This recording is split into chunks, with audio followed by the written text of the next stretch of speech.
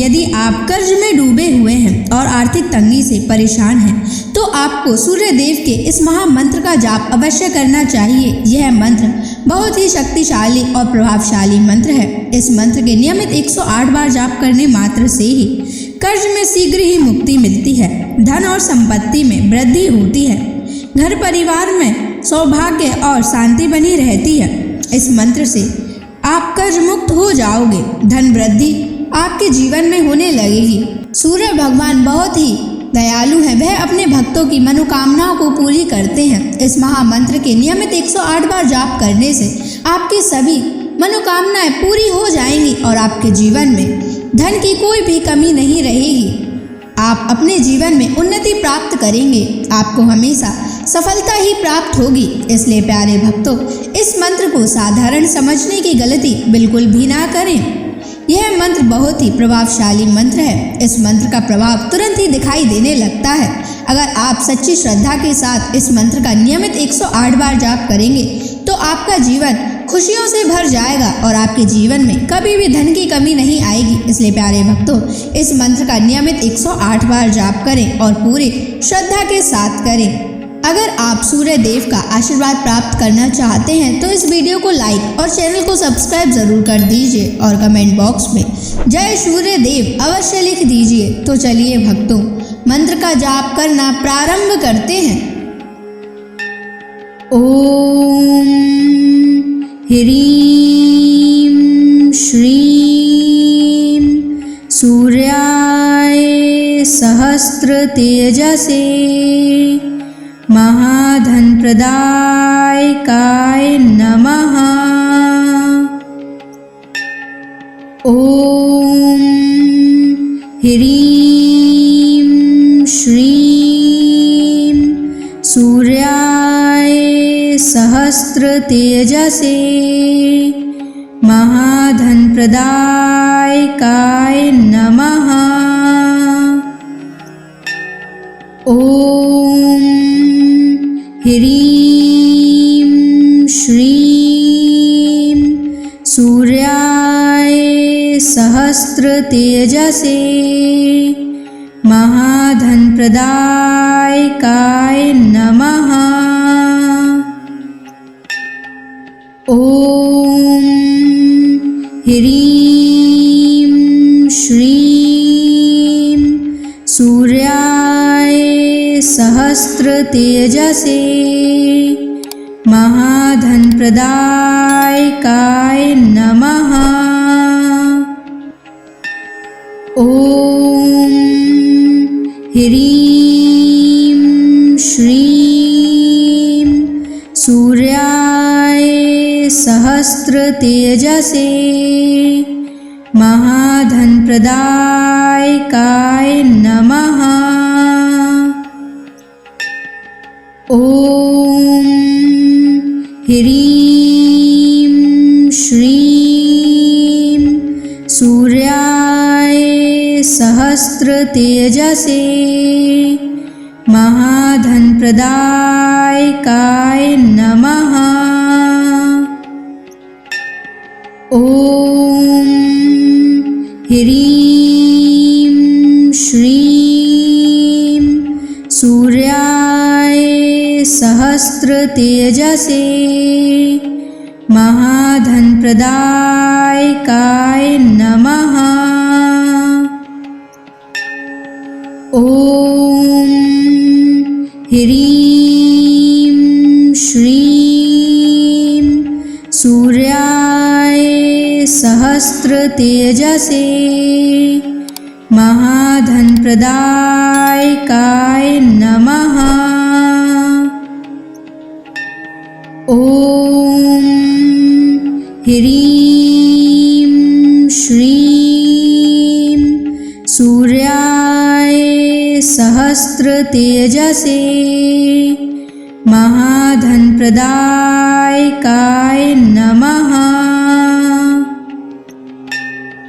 ओम ह्रीं श्रीं सूर्याय सहस्र तेजसे महाधनप्रदायकाय नमः। ॐ ह्रीं श्रीं सूर्याय सहस्रतेजसे महाधनप्रदायकाय नमः। ॐ ह्रीं श्रीं सूर्याय सहस्रतेजसे महाधनप्रदायकाय नमः। ॐ ह्रीं श्रीं सूर्याय सहस्रतेजसे महाधनप्रदायकाय नमः। ॐ ह्रीं श्रीं सूर्याय सहस्रतेजसे महाधनप्रदायकाय नमः। ॐ ह्रीं श्रीं सूर्याय सहस्रतेजसे महाधनप्रदायकाय नमः। ॐ ह्रीं श्रीं सूर्याय सहस्रतेजसे महाधनप्रदायकाय नमः। ॐ ह्रीं श्रीं सूर्याय सहस्रतेजसे महाधनप्रदायकाय नमः। ॐ ह्रीं श्रीं सूर्याय सहस्रतेजसे महाधनप्रदायकाय नमः। ॐ ह्रीं श्रीं सूर्याय सहस्रतेजसे महाधनप्रदायकाय नमः। ॐ ह्रीं श्रीं सूर्याय सहस्रतेजसे महाधनप्रदायकाय नमः। ॐ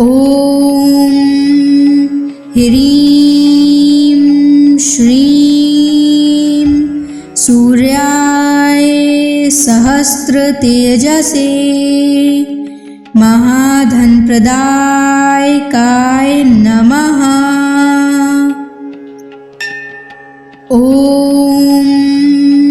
ह्रीं श्रीं सूर्याय सहस्रतेजसे महाधनप्रदायकाय नमः। ॐ ह्रीं श्रीं सूर्याय सहस्रतेजसे महाधनप्रदायकाय नमः। ॐ ह्रीं श्रीं सूर्याय सहस्रतेजसे महाधनप्रदायकाय नमः। ॐ ह्रीं श्रीं सूर्याय सहस्रतेजसे महाधनप्रदायकाय नमः। ॐ ह्रीं श्रीं सूर्याय सहस्रतेजसे महाधनप्रदायकाय नमः। ॐ ह्रीं श्रीं सूर्याय सहस्रतेजसे महाधनप्रदायकाय नमः। ॐ ह्रीं श्रीं सूर्याय सहस्रतेजसे महाधनप्रदायकाय नमः। ॐ ह्रीं श्रीं सूर्याय सहस्रतेजसे महाधनप्रदायकाय नमः। ॐ ह्रीं श्रीं सूर्याय सहस्रतेजसे महाधनप्रदायकाय नमः। ॐ ह्रीं श्रीं सूर्याय सहस्रतेजसे महाधनप्रदायकाय नमः। ॐ ह्रीं श्रीं सूर्याय सहस्रतेजसे महाधनप्रदायकाय नमः। ॐ ह्रीं श्रीं सूर्याय सहस्रतेजसे महाधनप्रदायकाय नमः। ॐ ह्रीं श्रीं सूर्याय सहस्रतेजसे महाधनप्रदायकाय नमः। ॐ ह्रीं श्रीं सूर्याय सहस्रतेजसे महाधनप्रदायकाय नमः। ॐ ह्रीं श्रीं सूर्याय सहस्रतेजसे महाधनप्रदायकाय नमः। ॐ ह्रीं श्रीं सूर्याय सहस्रतेजसे महाधनप्रदायकाय नमः। ॐ ह्रीं श्रीं सूर्याय सहस्रतेजसे महाधनप्रदायकाय नमः। ॐ ह्रीं श्रीं सूर्याय सहस्त्रतेजसे महाधनप्रदायकाय नमः। ॐ ह्रीं श्रीं सूर्याय सहस्त्रतेजसे महाधनप्रदायकाय नमः। ॐ ह्रीं श्रीं सूर्याय सहस्त्रतेजसे महाधनप्रदायकाय नमः। ॐ ह्रीं श्रीं सूर्याय सहस्त्रतेजसे महाधनप्रदायकाय नमः। ॐ ह्रीं श्रीं सूर्याय सहस्त्रतेजसे महाधनप्रदायकाय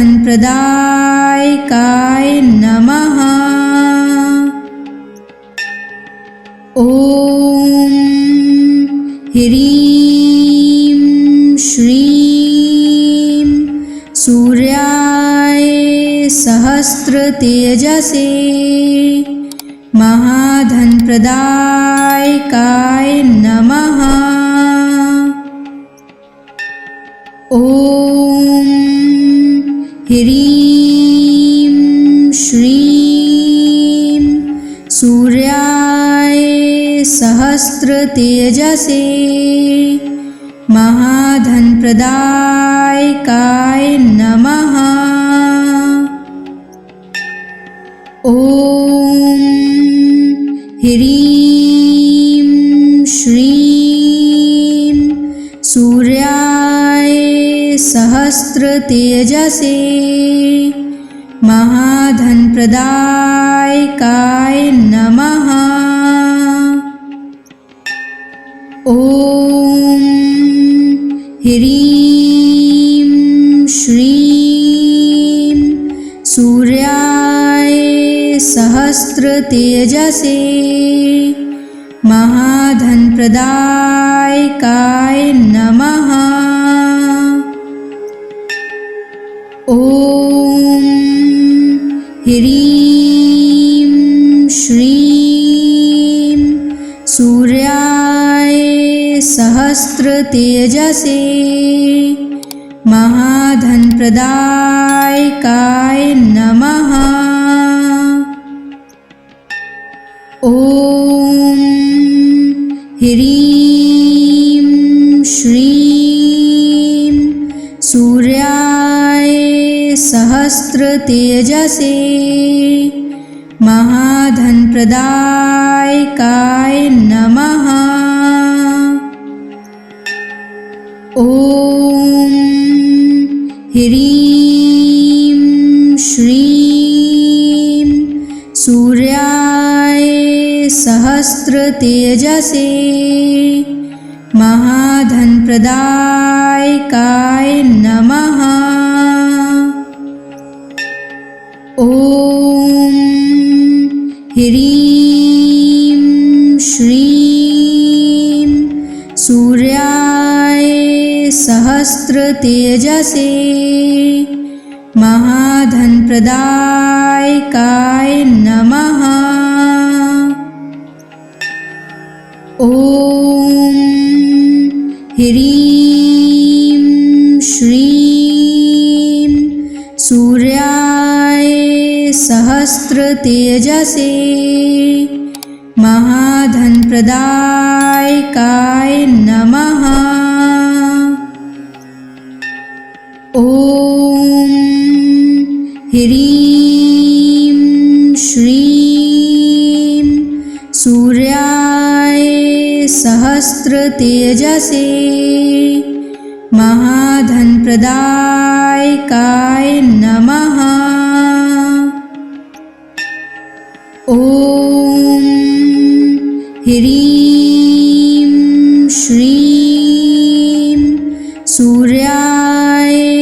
सहस्रतेजसे महाधनप्रदायकाय नमः।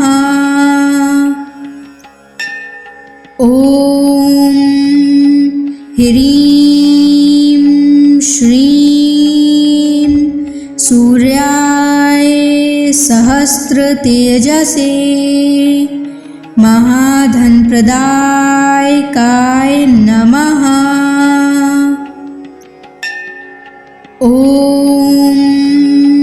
ह्रीं श्रीं सूर्याय सहस्रतेजसे महाधनप्रदायकाय नमः।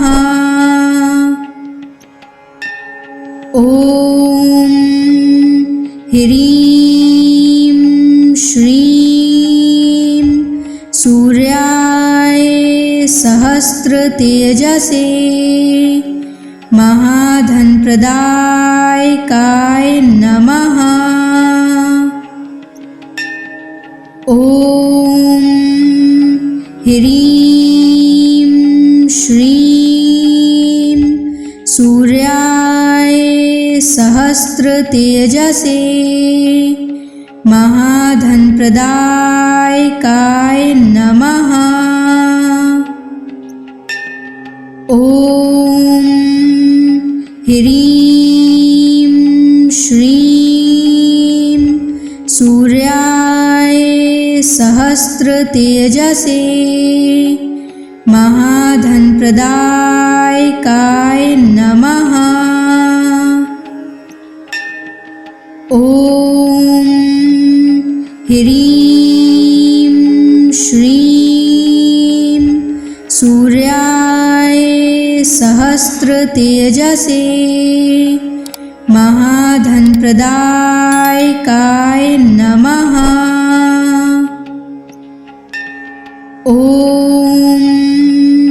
ह्रीं श्रीं सूर्याय सहस्रतेजसे महाधनप्रदायकाय नमः।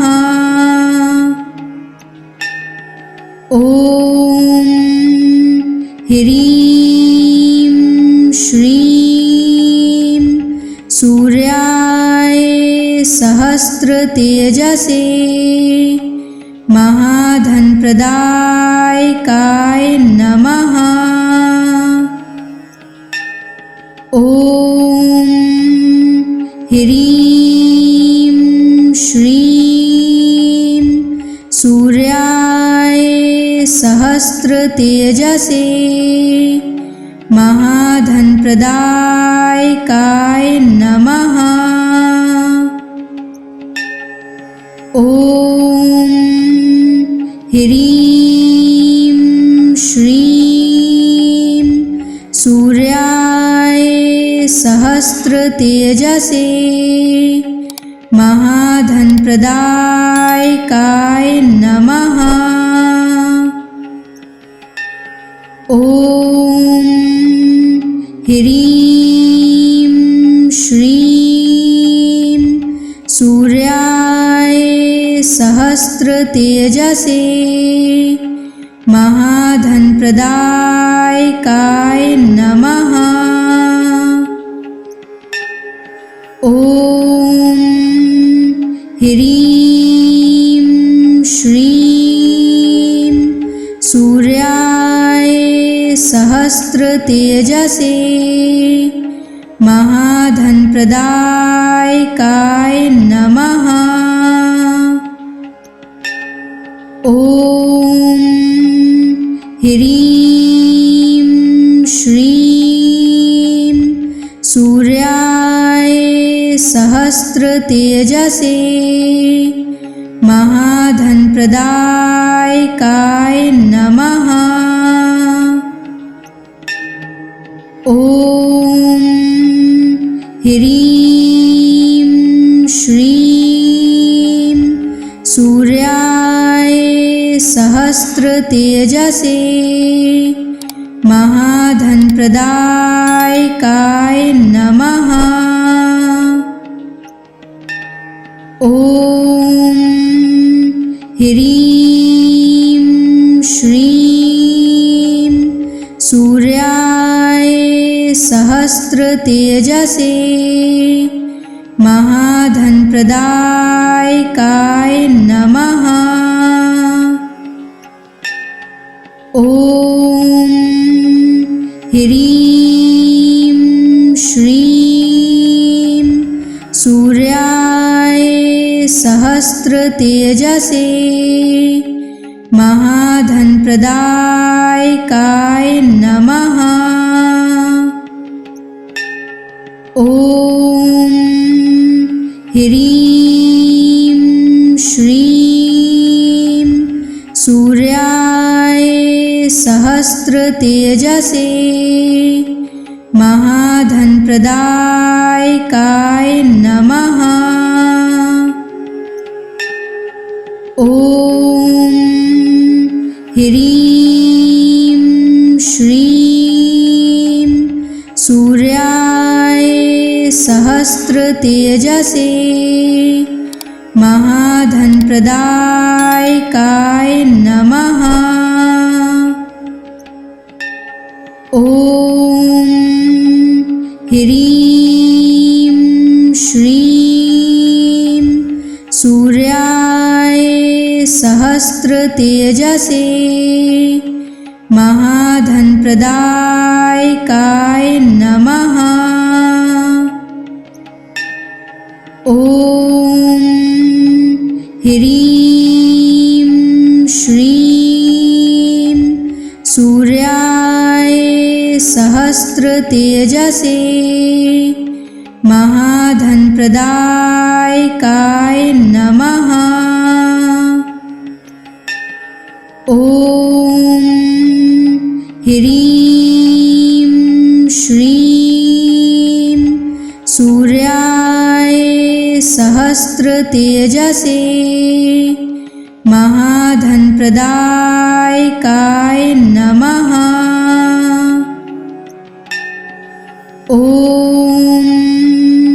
ह्रीं श्रीं सूर्याय सहस्रतेजसे महाधनप्रदायकाय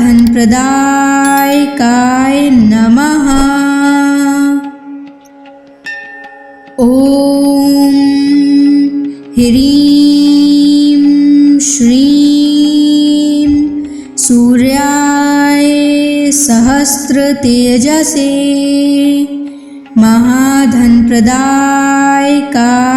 नमः। ॐ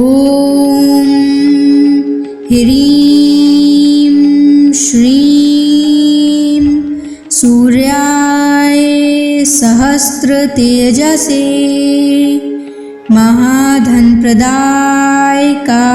नमः। ॐ ह्रीं श्रीं सूर्याय सहस्रतेजसे महाधनप्रदायकाय नमः।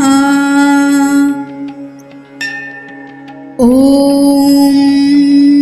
ह्रीं श्रीं सूर्याय सहस्रतेजसे महाधनप्रदायकाय नमः।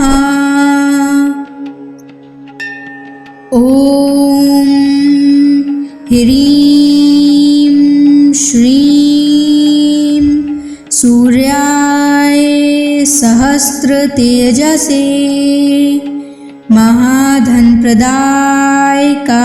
नमः। ॐ ह्रीं श्रीं सूर्याय सहस्रतेजसे महाधनप्रदायकाय नमः। ॐ ह्रीं श्रीं सूर्याय सहस्रतेजसे महाधनप्रदायकाय नमः। ॐ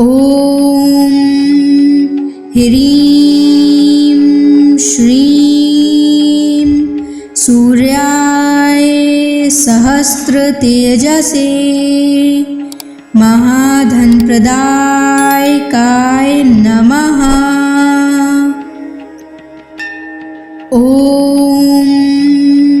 ह्रीं श्रीं सूर्याय सहस्रतेजसे महाधनप्रदायकाय नमः।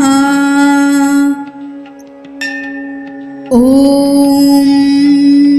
ह्रीं श्रीं सूर्याय सहस्रतेजसे महाधनप्रदायकाय नमः। ॐ ह्रीं श्रीं सूर्याय सहस्रतेजसे महाधनप्रदायकाय नमः। ॐ ह्रीं श्रीं सूर्याय सहस्रतेजसे महाधनप्रदायकाय नमः। ॐ ह्रीं श्रीं सूर्याय सहस्रतेजसे महाधनप्रदायकाय नमः। ॐ ह्रीं श्रीं सूर्याय सहस्रतेजसे महाधनप्रदायकाय नमः। ॐ ह्रीं श्रीं सूर्याय सहस्रतेजसे महाधनप्रदायकाय नमः। ॐ ह्रीं श्रीं सूर्याय सहस्रतेजसे महाधनप्रदायकाय नमः। ॐ ह्रीं श्रीं सूर्याय सहस्रतेजसे महाधनप्रदायकाय नमः। ॐ ह्रीं श्रीं सूर्याय सहस्रतेजसे महाधनप्रदायकाय नमः। ॐ ह्रीं श्रीं सूर्याय सहस्रतेजसे महाधनप्रदायकाय नमः। ॐ ह्रीं श्रीं सूर्याय सहस्रतेजसे महाधनप्रदायकाय नमः। ॐ ह्रीं श्रीं सूर्याय सहस्रतेजसे महाधनप्रदायकाय नमः। ॐ ह्रीं श्रीं सूर्याय सहस्रतेजसे महाधनप्रदायकाय नमः। ॐ ह्रीं श्रीं सूर्याय सहस्रतेजसे महाधनप्रदायकाय नमः। ॐ ह्रीं श्रीं सूर्याय सहस्रतेजसे महाधनप्रदायकाय नमः। ॐ ह्रीं श्रीं सूर्याय सहस्रतेजसे महाधनप्रदायकाय नमः। ॐ ह्रीं श्रीं सूर्याय सहस्रतेजसे महाधनप्रदायकाय नमः। ॐ ह्रीं श्रीं सूर्याय सहस्रतेजसे महाधनप्रदायकाय नमः। ॐ ह्रीं श्रीं सूर्याय सहस्रतेजसे महाधनप्रदायकाय नमः। ॐ ह्रीं श्रीं सूर्याय सहस्रतेजसे महाधनप्रदायकाय नमः। ॐ ह्रीं श्रीं सूर्याय सहस्रतेजसे महाधनप्रदायकाय नमः। ॐ ह्रीं श्रीं सूर्याय सहस्रतेजसे महाधनप्रदायकाय नमः। ॐ ह्रीं श्रीं सूर्याय सहस्रतेजसे महाधनप्रदायकाय नमः। ॐ ह्रीं श्रीं सूर्याय सहस्रतेजसे महाधनप्रदायकाय नमः। ॐ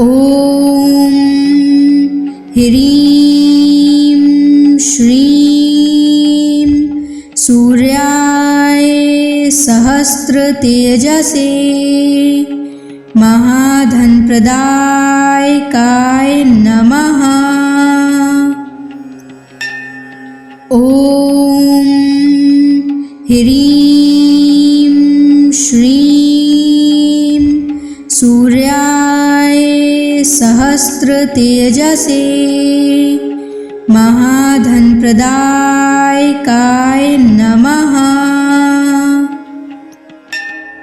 ॐ ह्रीं श्रीं सूर्याय सहस्त्रतेजसे महाधनप्रदायकाय नमः। ॐ ह्रीं श्रीं सूर्याय सहस्त्रतेजसे महाधनप्रदायकाय नमः। ॐ ह्रीं श्रीं सूर्याय सहस्त्रतेजसे महाधनप्रदायकाय नमः। ॐ ह्रीं श्रीं सूर्याय सहस्त्रतेजसे महाधनप्रदायकाय नमः। ॐ ह्रीं श्रीं सूर्याय सहस्त्रतेजसे महाधनप्रदायकाय नमः।